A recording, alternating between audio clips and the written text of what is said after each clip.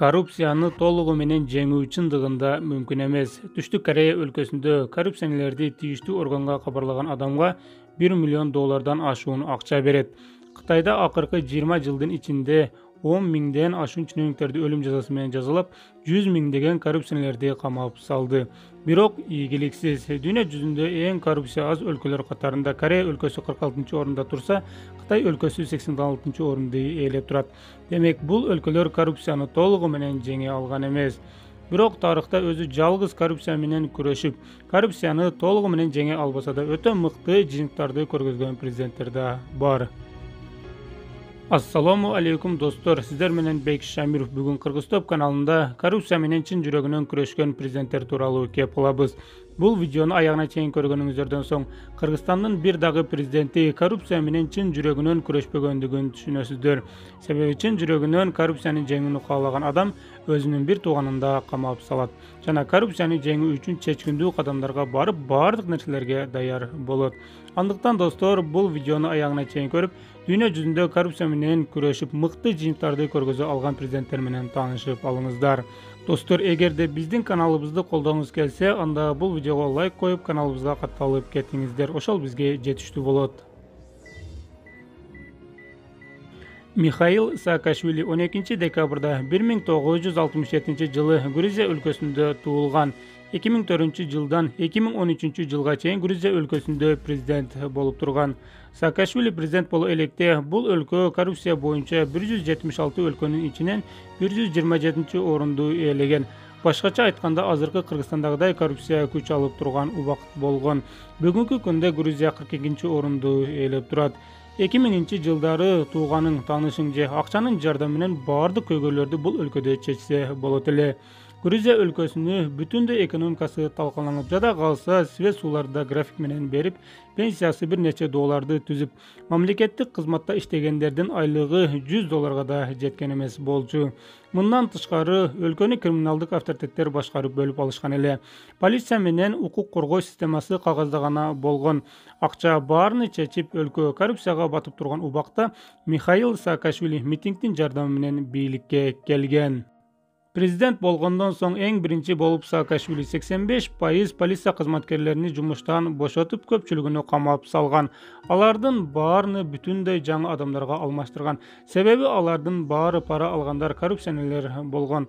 Андан соң атайын полиция участокторуну бузуп, кайра башынан тургузуп, мунусунда сыртка элге көрүнүп турчу кылып, полиция участокторуну айнек менен ачык кылып курган жана айлыктарыны 10-15 эсеге көбөйткөн. Бүгүнкү күндө Грузия өлкөсүнүн полиция кызматкерлери пара албаган полициялардын катарында алдыңкы орундарды ээлеп турат. Грузиянын полициясына элдин ишеними бүгүнкү күндө абдан жогору.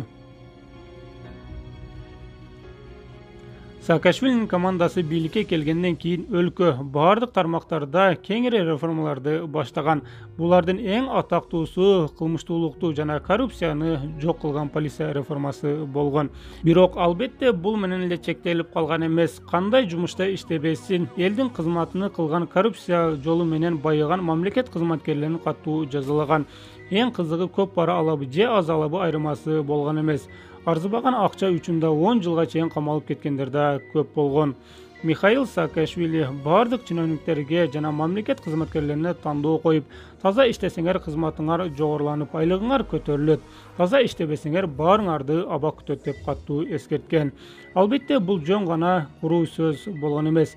Саакашвили баардык пландарын ишке ашыра алган жана 2013 жылга чейин бул өлкөдө президент болуп туруп, пенсияны көтөргөн, айлыкты көтөргөн, коррупцияны, пара алууну жок кыла алган. Салык чөйрөсүндө жана ишкердикти башкаруу чөйрөсүндө реформалар жүргүзүлүп, Грузияны эң аз салык жүгү бар дүйнөнүн 5 өлкөсүнүн катарына киргизген. Жана дүйнөдө бизнес жүргүзүүнүн оңойлугу боюнча Грузия өлкөсү 8-орунду ээлеп турат. Видеонун башында 2000-жылдары Грузияда коррупциянын айынан свети өз элине жакшы жеткирип бере албайт эле деп айттык. Бүгүнкү күндө Грузия өлкөсү кайрадан токту чет өлкөлөргө сатат. Саакашвили бийликте турганда 16 жаңы ГЭСтерди курууну баштаган. Бүгүнкү күндө Михаил Саакашвили өз өлкөсүндө жашабайт. Украина өлкөсүнө качып кеткен, бирок ошентсе да бул инсандын коррупцияга каршы күрөшүп түзгөн мыйзамдары бүгүнкү күндө да Грузия өлкөсүндө эффективдүү иштеп келет. Эгерде коррупцияны жеңүүнү кааласаңар, досуңарды жана үй бүлөңөрдү түрмөгө жөнөтүүгө даяр болгула. Бул сөздү бүгүнкү күндө дүйнөдөгү эң бай өлкө деп таанылган Сингапур өлкөсүнүн атасы Ли Куан Ю айткан. Ли Куан Ю 16 сентябрда 1923 жылы туулган. 1959 жылдан 90 жылга чейин 31 жыл ичи Сингапур өлкөсүндө премьер-министр болгон. Бул өлкөдө премьер-министр президенттин милдетин да аткарат. 2015 жылы бул президент 91 жашында кайтыш болгон. Бирок Сингапур өлкөсүнү эң коррупциялуу өлкөлөрдүн ичинен чыгара алды. Бүгүнкү күндө Сингапур эң коррупциялык өлкөлөр катарында болгону 5-орунду ээлеп турат. Эң кызыгы, Кытай өлкөсү сыяктуу адамдарды өлүм жазасы менен жазалабай эле Ли Куан Ю коррупцияны жеңе алган. Кантип жана кандай жол менен коррупцияны жеңген деген суроого жооп алуу баарыбызга кызыктуу. Келиңиздер анда кантип коррупцияны жеңгендиги тууралуу айтып берели.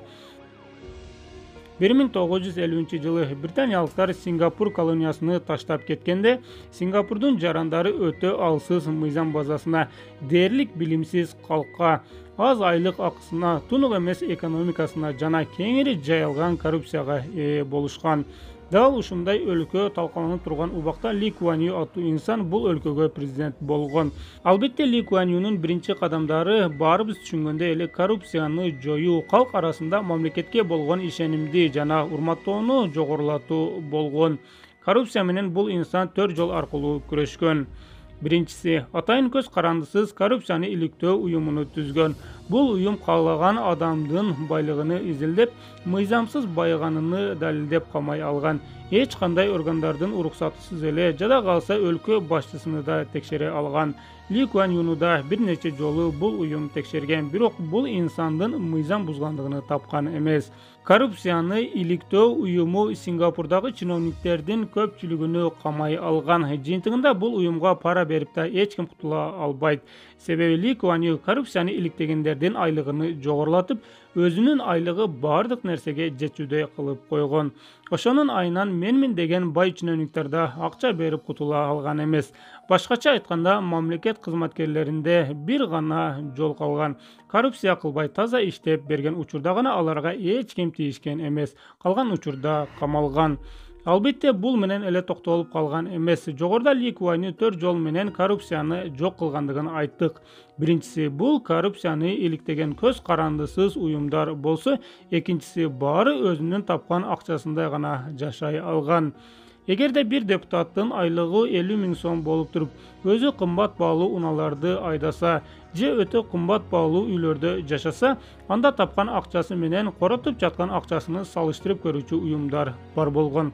Тапкан акчасына караганда чыгашасы көп экендигини тактаса, ал адамды коррупционер деп күнөөлөшкөн.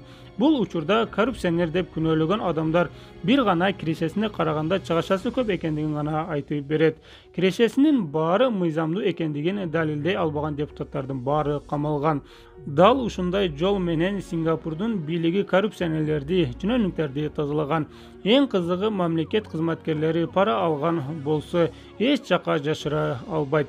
Себеби атайын органдар текшерип жатып, бир гана өзүнү эмес, анын тууган уруктарыны, балдарыны, аялыны, жада калса досторун да текшерип, кимисинде ашыкча акча болсо баарын жоопко тарткан.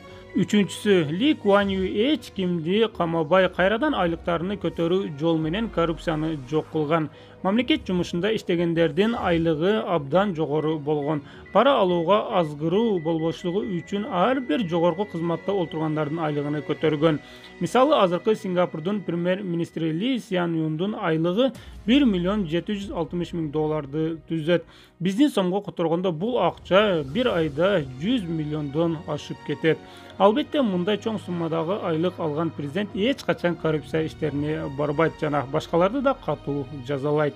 Төртүнчүсү, Ли Куан Ю бир гана коррупция иштерини атайын органдарга иликтетпей, журналисттерге да мындай укуктарды берген. Эгерде журналисттик иликтөөдө коррупция иштерини тактаса, ал коррупционерлер бат эле интернетке аты чыгып, мыйзам астында жооп берген. Сингапур өлкөсү бүгүнкү күндө эң бай өлкөлөр катарында алдыңкы орундарда турат жана бул өлкөнүн жарандары айына 4 000–5 000 доллардан айлык алышат. Эң кызыгы достор, бул өлкө Талас облусунан 16 эсеге кичине жана эч кандай кен байлыктары жок. Ошентсе да коррупциянын жоктугунан бул өлкө байып кетти. Демек, баарыңыздар эле коррупция өлкөнүн өнүгүүсүнө канчалык тоскоолдук жаратарын түшүндүңүздөр окшойт. Кыргызстаныбыз бүгүнкү күндө коррупциялар жок өлкөлөр катарында 176 өлкөнүн ичинен 132 орунду ээлеп турат. Демек, Кыргызстанга да бүгүнкү күндө Ли Куан Юдай президент керек. Биздин оюбузча 30 жылдан бери чын жүрөгүнөн коррупция менен күрөшкөн президент биздин өлкөгө келе элек. Бул тууралуу сиздин оюңуз кандай? Комментарийге жазып калтырыңыз.